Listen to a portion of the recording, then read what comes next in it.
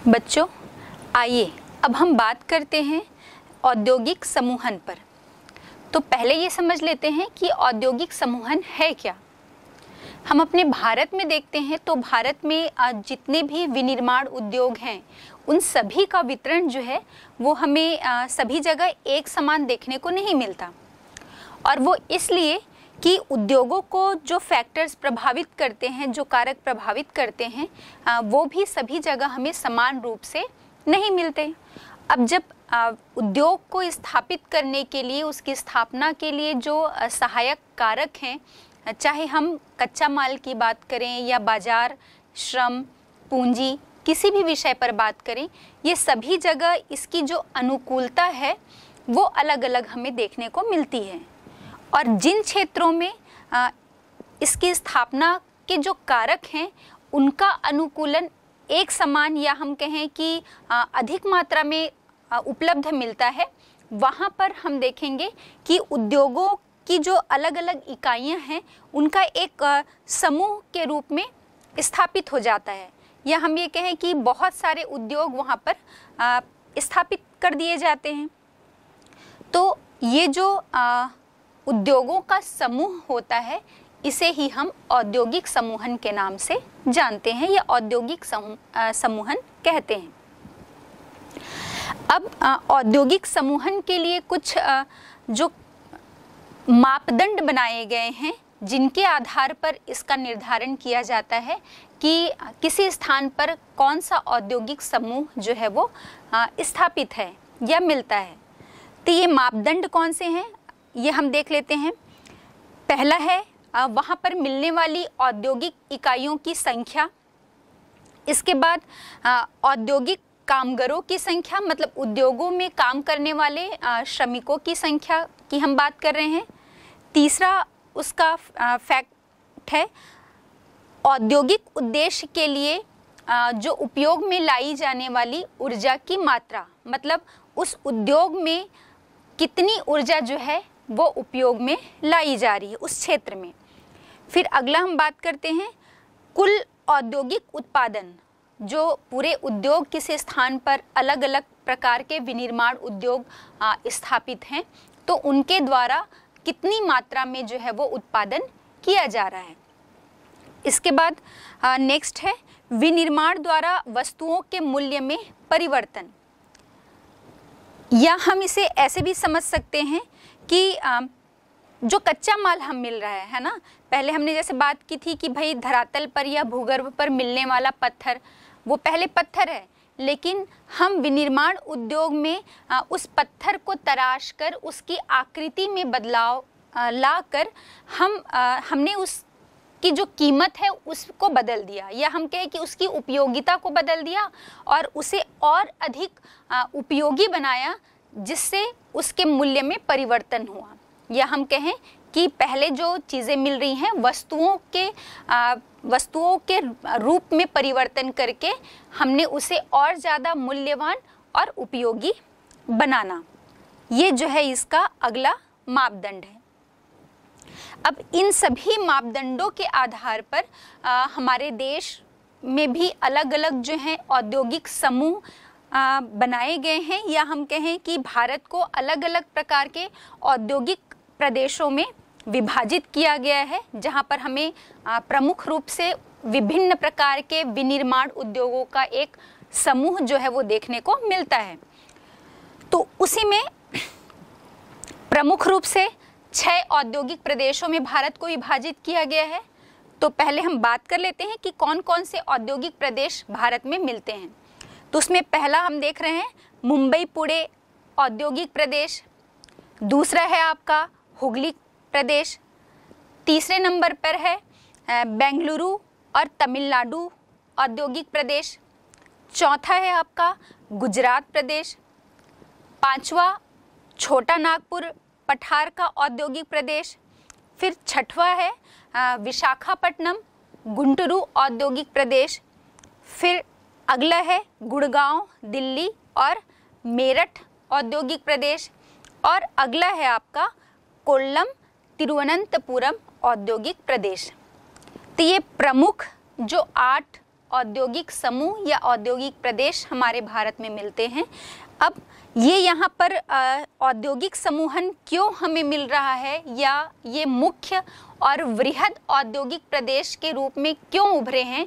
इस विषय पर हम विस्तार से चर्चा करते हैं एक एक औद्योगिक प्रदेश पर कि वहाँ पर उद्योगों के विकास के लिए कौन कौन सी अनुकूल परिस्थितियाँ हमें मिलती हैं।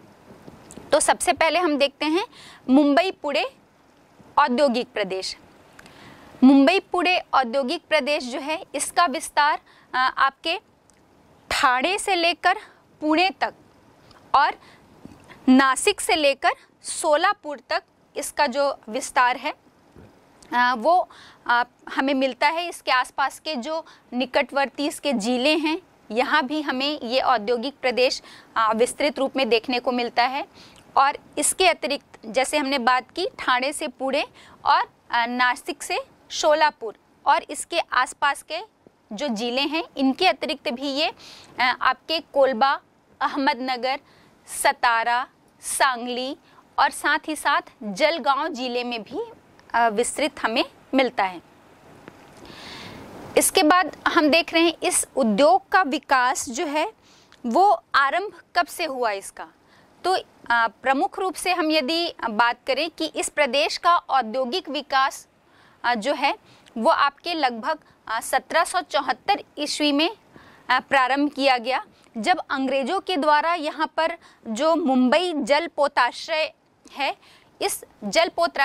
जलपोताश्रय के निर्माण के लिए इस द्वीप को अंग्रेजों ने अपने अधिकार में ले लिया। तब से ही इस प्रदेश का जो विकास है वो प्रारंभ हो गया। अब हम देखते हैं कि हम सभी को पता है, यदि हम मुंबई की बात कर रहे हैं तो प्रमुख रूप से इस औद्योगिक प्रदेश का प्रमुख उद्योग जो है वो आपका सूती वस्त्र उद्योग है। इसका बहुत अधिक विस्तार हुआ है सूती वस्त्र उद्योग का इस क्षेत्र में, और इसी उद्योग की स्थापना से ही हम कह सकते हैं कि इस क्षेत्र का प्रमुख रूप से औद्योगिक विकास जो है वो प्रारंभ हो गया। तो हम देखते हैं सूती वस्त्र उद्योग की स्थापना के साथ ही इस औद्योगिक क्षेत्र का प्रमुख रूप से हम कह सकते हैं विकास जो है वो प्रारंभ हो गया या इसकी शुरुआत हो गई। यहाँ पर सूती वस्त्र उद्योग के साथ ही साथ जो रसायन उद्योग है वो भी काफ़ी विकसित अवस्था में हमें देखने को मिलता है। मुंबई हाई में जब से पेट्रोलियम उत्पाद की जो है वो खोज की गई, पेट्रोलियम की खोज के बाद ही यहाँ पर पेट्रोलियम उत्पादन शुरू हो गया, और पेट्रोलियम उत्पादन होने के साथ जो परमाणु बिजली घर है वहाँ से अतिरिक्त बिजली की उपलब्धता यहाँ पर होने लगी। इससे इस क्षेत्र का जो है महत्व और अधिक बढ़ गया। अब हम देखते हैं रसायन उद्योग और उसके साथ ही सूती वस्त्र उद्योग की हमने बात की। इन उद्योगों के अतिरिक्त हमें जो इंजीनियरिंग का सामान है और पेट्रोलियम परिष्करण की हम बात करें, औषधि निर्माण उद्योग की बात करें, चमड़ा उद्योग, प्लास्टिक उद्योग हो गया, और जो अलग अलग प्रकार के उर्वरक उद्योग हैं और बिजली का सामान, जलयान निर्माण उद्योग, ये सभी उद्योग भी यहाँ पर बहुत अधिक विकसित अवस्था में हमें देखने को मिलते हैं। बच्चों, आप सभी जान रहे हैं कि मुंबई जो है वो विश्व भर में प्रसिद्ध है आपके भारत के हॉलीवुड के नाम से। इसे भारत का हॉलीवुड जो है कहा जाता है। इस प्रदेश के जो प्रमुख औद्योगिक केंद्र की हम बात करें तो इसमें आपका मुंबई है, कोलकाता है, कल्याण, ठाणे, ये जो हैं यहाँ के प्रमुख औद्योगिक प्रदेश हैं। अब देखते हैं कि इस औद्योगिक प्रदेश के ऐसे कौन कौन से अनुकूल कारक हमें देखने को मिलते हैं जो इस औद्योगिक क्षेत्र के विकास के लिए उत्तरदायी हैं। तो सबसे पहले हम देखते हैं कि चूंकि हमने बात की कि इस क्षेत्र का प्रमुख उद्योग जो है वो सूती वस्त्र उद्योग है, और हम सभी को पता है कि महाराष्ट्र जो है वो काली मिट्टी के लिए धनी क्षेत्र है ना। तो यहाँ पर चूंकि काली मिट्टी की प्रमुखता मिलती है, इसलिए कपास उत्पादन जो है कच्चे माल के रूप में यहाँ पर प्रमुखता से हमें उपलब्ध हो पाता है, जिस कारण से सूती वस्त्र उद्योग का यहाँ पर विकास है और अन्य उद्योगों के लिए भी कच्चा माल यहाँ पर मिल जाता है। दूसरी चीज़ हम देखें कि मुंबई जो है ये एक बंदरगाह नगर हम कह सकते हैं, जिसके कारण ये बंदरगाह नगर तो है ही, जिससे ये जल परिवहन या जल यातायात वाले मार्ग से जुड़ा ही है। साथ ही साथ मुंबई का विश्व के जितने भी देश और विदेशों से इसका जल यातायात, वायु यातायात, सड़क यातायात और रेल परिवहन के माध्यम से इसका जुड़ाव है। आप सभी को पता होना चाहिए कि देश का जो सबसे पहला रेल है, लगभग 34 किलोमीटर लंबा, ये सबसे पहली रेल जो है ये मुंबई से ठाणे के बीच इसी औद्योगिक प्रदेश में ही चलाई गई थी। इसके बाद रेल मार्ग से जो इसका जुड़ाव है मुंबई से लेकर पुणे और नासिक के लिए भी हो गया, और क्रमशः इसका विकास जो है ये भोरघाट और थालघाट से भी इसका जुड़ाव जो है रेल मार्ग के द्वारा हो गया, जिसके और हम देखते हैं इन सभी रेल मार्गों के विकास के साथ ही साथ मुंबई का जुड़ाव जो है वो देश के सभी भागों से रेल मार्गों के द्वारा हो गया, जो यहाँ के उद्योगों के विकास के लिए एक महत्वपूर्ण सहायक कारक था। अगला हम देखते हैं, चूँकि ये क्षेत्र जो है ये देश के प्रमुख जो कोयला उत्पादक क्षेत्र हैं उनसे बहुत दूर स्थित है, इसलिए कोयले के रूप में ऊर्जा की आपूर्ति इसे नहीं हो पाती, लेकिन इसकी जगह जो पालघाट है वहाँ से पर्याप्त मात्रा में इसे जल विद्युत जो है वो उपलब्ध हो पाता है, जो कोयले के दूर स्थित होने के कारण, या हम कहें कि कोयला क्षेत्रों से दूर स्थित होने के कारण भी एक बाधा के रूप में इसमें कार्य नहीं करता। इसके साथ ही साथ हम देखते हैं कि मुंबई जो है वो देश का या और विश्व का भी हम कहें कि एकदम आधुनिकतम नगर है, जिसके कारण इसका सभी देशों से और विदेशों से भी जुड़ाव है, और यहाँ पर हर प्रकार की जो आधुनिक सुविधाएं हैं, चाहे हम बैंकिंग सुविधा की बात करें, बीमा संबंधी सुविधाओं की बात करें, तो इन सभी से ये सुसज्जित आधुनिक नगर है, जो यहाँ के औद्योगिक विकास के लिए एकदम सहायक है। मुंबई जो है ये एक प्रमुख बंदरगाह है। इसके साथ ही साथ जब से 1869 में स्वेज नहर का निर्माण हुआ, तो स्वेज नहर के निर्माण के बाद से हम देखते हैं कि मुंबई का जो अफ्रीकी और यूरोपीय देश हैं इनसे एक सीधा संपर्क स्थापित हो गया, जो इस मुंबई बंदरगाह के विकास में एक उल्लेखनीय योगदान देता है। साथ ही साथ यहाँ पर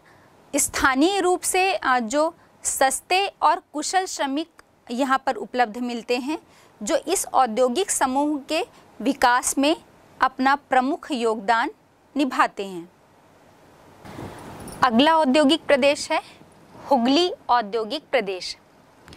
इस औद्योगिक प्रदेश का विस्तार जो है वो इसके दोनों किनारों पर उत्तर में बसवेरिया से लेकर दक्षिण में बिडरा नगर तक लगभग 100 किलोमीटर की दूरी में ये क्षेत्र जो है वो विस्तृत है। कोलकाता इस औद्योगिक प्रदेश का प्रमुख केंद्र बिंदु है, जिस कारण से इसे कोलकाता औद्योगिक प्रदेश के नाम से भी जाना जाता है। और जैसा कि हमने बात की कि कोलकाता इस पूरे क्षेत्र का केंद्र बिंदु है, और इस औद्योगिक प्रदेश का जितना भी जो क्षेत्र है, कोई भी क्षेत्र कोलकाता से लगभग 64 किलोमीटर 64 किलोमीटर से अधिक दूरी पर स्थित नहीं है। अब हम देखते हैं कि भारत का मतलब सबसे प्रमुख उद्योग यदि इस क्षेत्र में हम देखें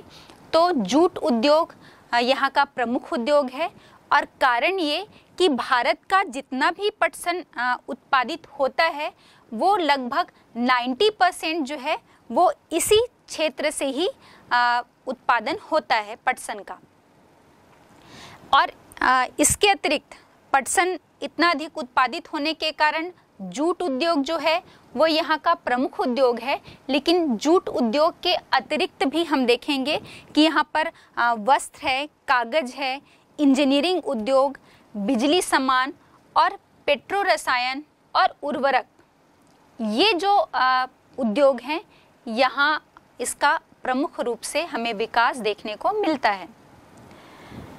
यहाँ के प्रमुख औद्योगिक केंद्रों की जब हम बात करते हैं कि कहाँ कहाँ पर प्रमुख औद्योगिक क्षेत्र का विस्तार हुआ है,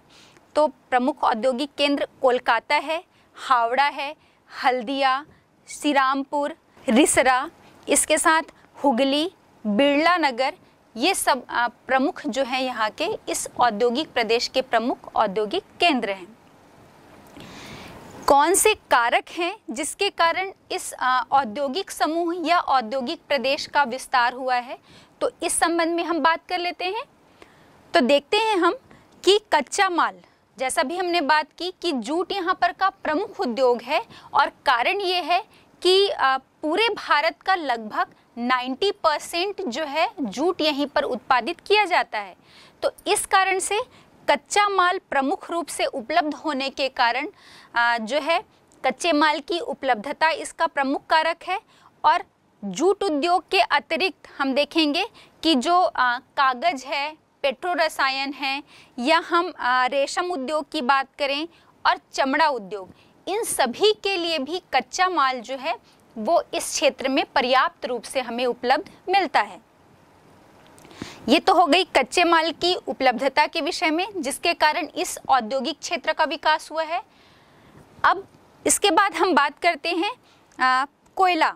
तो छोटा नागपुर पठार जो है वो इसी क्षेत्र के पास स्थित होने के कारण छोटा नागपुर पठार से पर्याप्त मात्रा में कोयला और साथ ही साथ लौह अयस्क जो है वो इस क्षेत्र को आपूर्ति हो पाती है। अब इनके अतिरिक्त भी दामोदर घाटी जो कोयला क्षेत्र हैं या वहाँ पर स्थित जो कोयला खदानें हैं, वहाँ से इसे कोयले की आपूर्ति होती है। तो दो क्षेत्र हो गए जहाँ से इसे कोयले की आपूर्ति हो रही है। अब हम बात करते हैं जल विद्युत की। तो दामोदर घाटी से जल विद्युत की भी आपूर्ति इस क्षेत्र को पर्याप्त मात्रा में हो पाती है। और अगला यदि हम कारक देखें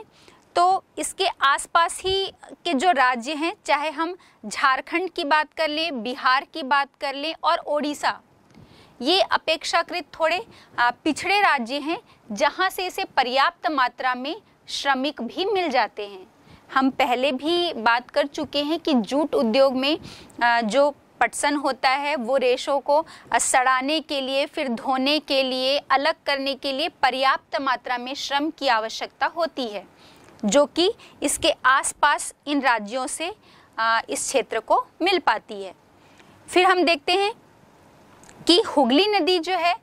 चूँकि जूट उद्योग के लिए पर्याप्त मात्रा में हमें साफ जल की आवश्यकता होती है, हम पेट्रो रसायन उद्योग की बात करें या हम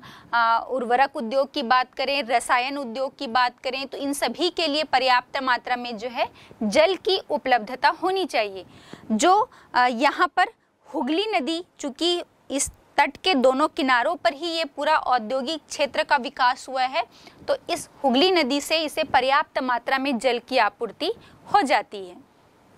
इन सब के अतिरिक्त हम देखते हैं कि जो कोलकाता है वो प्रमुख रूप से आपके यहाँ पर सड़कों का जाल बिछा हुआ है, रेल मार्गों का जो है जाल बिछा हुआ है। साथ ही साथ हम हुगली नदी की बात करें तो हुगली नदी से एक विशाल जल मार्ग जो है इस औद्योगिक प्रदेश को मिल पाता है। और सड़क, रेल, वायु यातायात और जल परिवहन सभी से इसका जुड़ाव इस क्षेत्र का है, कोलकाता का। इसके कारण भी जो है इस औद्योगिक क्षेत्र का विकास हुआ है। इसके बाद हम देखते हैं कोलकाता नगर जो है इस प्रदेश का, जैसे हमने कहा कि केंद्र बिंदु है या हृदय स्थल है, बीच में स्थित क्षेत्र है।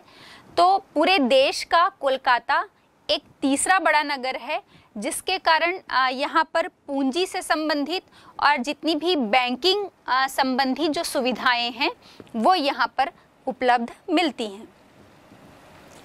कोलकाता एक प्रमुख बंदरगाह भी है, हमें पता है, जिसके कारण इस क्षेत्र को बाहर से जो यहाँ पर तैयार माल है और कच्चा माल दोनों के लिए आयात और निर्यात की सुविधा भी इस बंदरगाह को मिलती है। फिर जब हम अंग्रेजों के समय की बात करें, लगभग 1773 से लेकर 1912 तक के समय की, तो हम देखते हैं भारत की पहली राजधानी थी कोलकाता, और पहली राजधानी होने के कारण यहाँ पर अंग्रेज के माध्यम से पूंजी बहुत बड़ी मात्रा में पूंजी की सुविधा इस क्षेत्र को मिल गई। अब चूंकि ये एक कोलकाता और उसके आसपास का जो क्षेत्र है ये पूरा एक घनी आबादी वाला क्षेत्र है, जिसके कारण यहाँ पर उद्योगों में जो भी माल तैयार होता है, इस निर्मित माल के जो बाजार,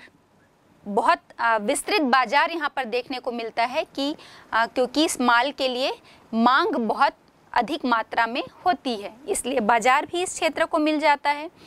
तो ये पूरे फैक्टर्स हैं जो हुगली औद्योगिक प्रदेश के विकास के लिए सहायक हैं। अब अगला हम देखते हैं बेंगलुरु तमिलनाडु औद्योगिक प्रदेश। ये जो औद्योगिक प्रदेश है, इस औद्योगिक प्रदेश का विस्तार जो है वो प्रमुख रूप से कर्नाटक और तमिलनाडु राज्यों में है। इस औद्योगिक प्रदेश का विस्तार जो है वो कर्नाटक और तमिलनाडु राज्यों में है। ये प्रदेश प्रमुख रूप से इसका विकास यदि हम देखें तो स्वतंत्रता के बाद इस प्रदेश का बहुत तेजी से विकास हुआ, और लगभग 1960 के आसपास हम देखते हैं कि उस समय सिर्फ बेंगलुरु, सेलम और मदुरई, बेंगलुरु, सेलम और मदुरई जो है ये इन जिलों तक ही जो औद्योगिक विकास है वो सीमित था। लेकिन अब वर्तमान में हम देखें तो विलुपुरम जिला जो है उसको छोड़कर तमिलनाडु के जितने भी जिले हैं सभी जिलों में ये विकास जो है वो फैल गया है या इसका विस्तार जो है वो हो गया है। चूँकि ये पूरा क्षेत्र कोयला, मतलब छोटा नागपुर पठार की जो हम बात करते हैं, जो एक प्रमुख कोयला क्षेत्र है, वहाँ से ये औद्योगिक क्षेत्र बहुत दूर विस्तृत है, उसका लाभ इस क्षेत्र को नहीं मिल पाता। लेकिन हम देखते हैं कि प्रमुख रूप से इसका जो विकास है, इस प्रदेश का विकास, वो 1932 में जो पाइकारा जल विद्युत का निर्माण किया गया भारत में, तो पाइकारा जल विद्युत संयंत्र के निर्माण से इस औद्योगिक समूह के विकास को बहुत अधिक गति मिली। उसके बाद से ही हम देखेंगे कि चूँकि प्रमुख रूप से ये कपास उत्पादक क्षेत्र है, तो कपास उत्पादक क्षेत्र होने के कारण भी सबसे पहले यहाँ पर सूती वस्त्र उद्योग जो है वो स्थापित हुआ, और सबसे पहले सूती वस्त्र उद्योग ने यहाँ पर अपनी जड़ें जमा ली, और सूती वस्त्र कारखाने के साथ ही यहाँ पर हथकरघा उद्योग जो है इसका भी बहुत तेजी से जो है विकास हुआ। अब हमने जो बात किया था कि भाई कोयला क्षेत्र यहाँ पर दूर स्थित है, लेकिन इसकी जो आपूर्ति है विद्युत संयंत्र के रूप में पाइकारा जल विद्युत संयंत्र के स्थापित हो जाने से तेजी से इसका विकास हुआ, और विद्युत जो है वो इसके रास्ते में, इस औद्योगिक समूह के विकास के रास्ते में बाधा के रूप में नहीं आई। बेंगलुरु जो है वो कर्नाटक का एक महत्वपूर्ण नगर है, और हम देखें कि इसकी जो स्थिति है वो पूर्वी और पश्चिमी घाट दोनों ओर से समान रूप से समान दूरी पर ये स्थित है। इस कारण से इसे पूर्वी घाट या पूर्वी तटीय क्षेत्र की हम बात करें और पश्चिमी तटीय क्षेत्र, दोनों का ही समान रूप से लाभ इसको मिलता है। अब हम देखते हैं कि यहाँ पर जो अधिकांश उद्योग यहाँ स्थापित किए गए हैं वो सरकार के प्रयासों के द्वारा ही स्थापित किए गए हैं, जैसे कि भारतीय वायुयान निर्माण है, भारतीय दूरभाष उद्योग की हम बात करें या भारतीय विद्युत उपकरण की, ये सभी जो उद्योग हैं ये सरकार के प्रयासों के द्वारा ही यहाँ पर स्थापित किए गए हैं। अब हम देखते हैं इसी औद्योगिक क्षेत्र में दूसरा जो है कोयम्बटूर जो है वो तमिलनाडु का सबसे बड़ा औद्योगिक प्रदेश है। और हम देखते हैं कि इसके कोयम्बटूर के जो आसपास के जो क्षेत्र हैं वो आपके कपास और गन्ना का उत्पादन यहाँ पर बहुत अधिक मात्रा में होता है। इस कारण से हम देखेंगे कि सूती वस्त्र उद्योग और चीनी उद्योग का यहाँ पर प्रमुखता से विकास किया गया है। अब जब हम सूती वस्त्र उद्योग की बात करते हैं तो देखते हैं कि सूती वस्त्र उद्योग में लगभग 200 मिलें जो हैं वो काम कर रही हैं सूती वस्त्र उद्योग के क्षेत्र में, और इसी कारण से हम इसे तमिलनाडु का मैनचेस्टर भी कहते हैं। यहाँ केंद्रीय गन्ना शोध संस्थान इसकी स्थापना की गई है। अब सूती वस्त्र उद्योग और चीनी उद्योग के अतिरिक्त हम देखते हैं कि कोयम्बटूर में इंजीनियरिंग है, सीमेंट है, चमड़ा है, और इसके अतिरिक्त फिल्म उद्योग का भी यहाँ पर अपेक्षाकृत अधिक विकास किया गया है।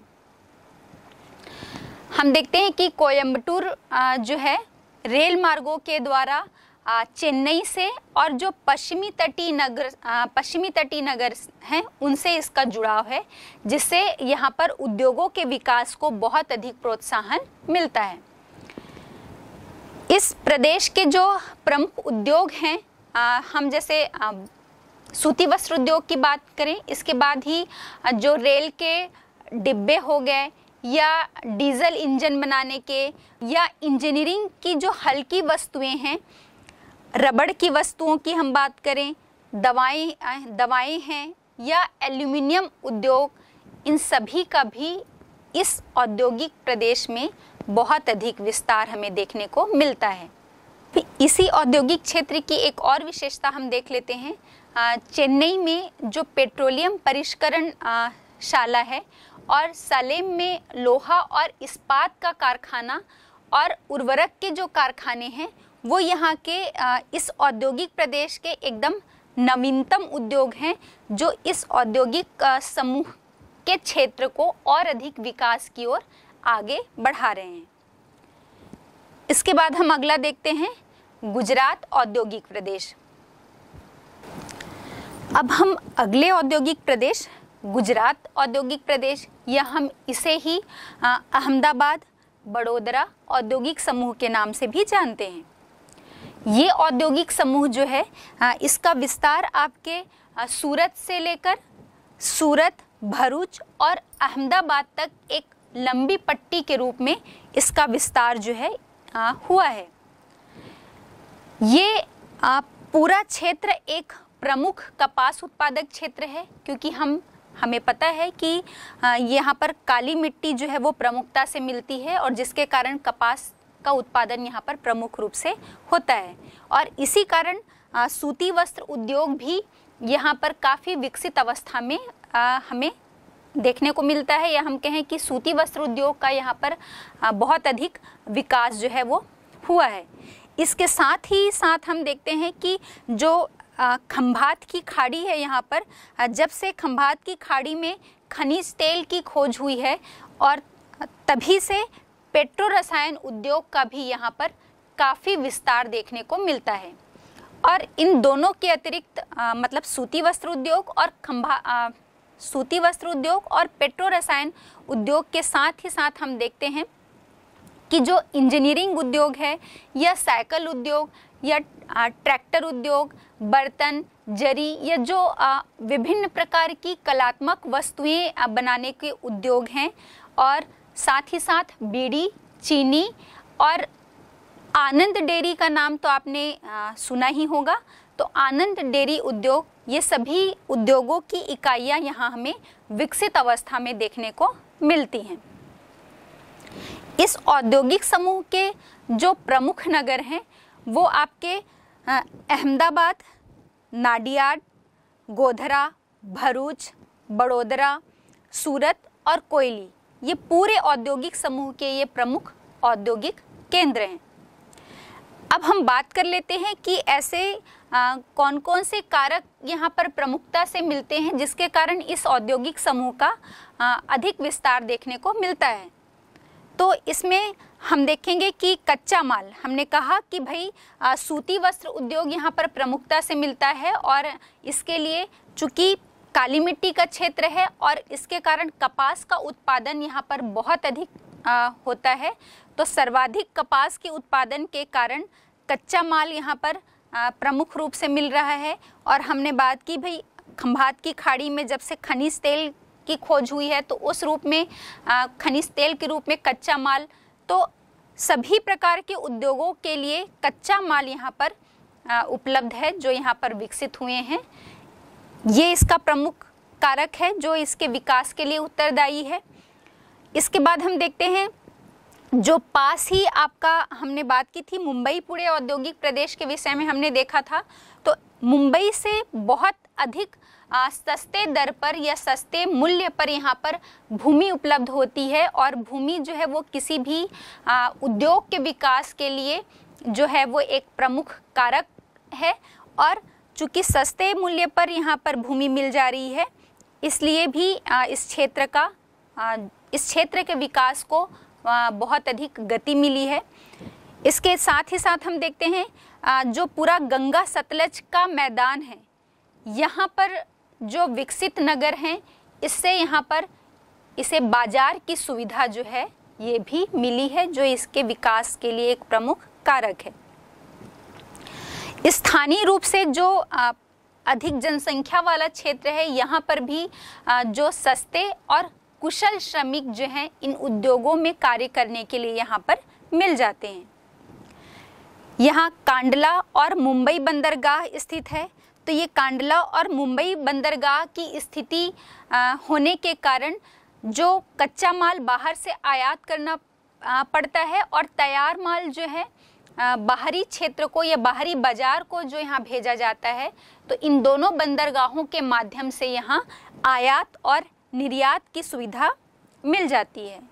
साथ ही साथ इस पूरे क्षेत्र में परिवहन की पर्याप्त सुविधा मिलती है क्योंकि ये रेल और सड़कों के जाल के द्वारा पूरे क्षेत्रों से इसका जुड़ाव है। तो ये पूरे कारक हैं, महत्वपूर्ण फैक्टर जो किसी भी उद्योग के विकास के लिए उत्तरदायी होते हैं जो यहाँ पर मिलते हैं। और इसी कारण ये गुजरात औद्योगिक प्रदेश या हमने जो अहमदाबाद बड़ोदरा समूह औद्योगिक समूह की जो बात की, इसके विकास के लिए ये पूरी अवस्थाएं जो हैं यहाँ पर मिलती हैं।